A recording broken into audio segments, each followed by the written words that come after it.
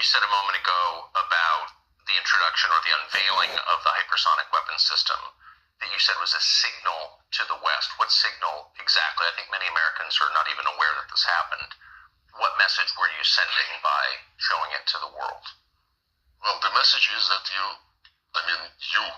United States, and the allies of the United States, who also provide this long-range weapons to the Kiev regime, they must understand that we would be ready to use any means not to allow them to succeed in what they call strategic defeat of Russia. They fight for keeping their hegemony over the world, on any country, any region, any continent. We fight for our legitimate security interests. They say, for example, 1991 borders. Lindsey Graham, who visited some time ago Zelensky for another talk, he bluntly, in presence of Zelensky, I think, said that Ukraine is very rich with rare earth metals, and we cannot leave this richness to the Russians. We must take it. We fight, so they fight for the regime which is ready to sell or to give to the West all the natural and human resources.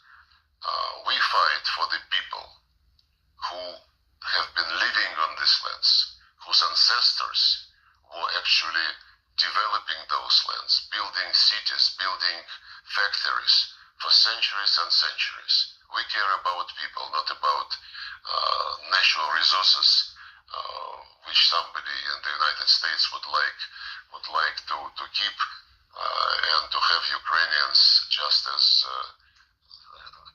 servants sitting on these natural resources.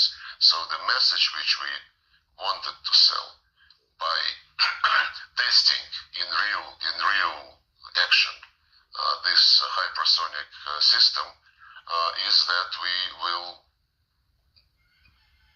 be ready to do anything to defend our legitimate interest. We hate even to think about war with the United States, which will take nuclear character. Our military doctrine says that the most important thing is to avoid a nuclear war. And it was us, by the way, who initiated in January 2022 the message, the joint statement by the leaders of the five dominant members of the Security Council, saying that we will do anything to avoid confrontation between us, acknowledging and respecting each other's security interests and concerns. This was our initiative. And the security interests of Russia were totally ignored when they rejected, about the same time, when they rejected the proposal to conclude a treaty on security guarantees for Russia, for Ukraine, in the context of coexistence, and in the context when Ukraine would not be ever member of NATO or any other military bloc.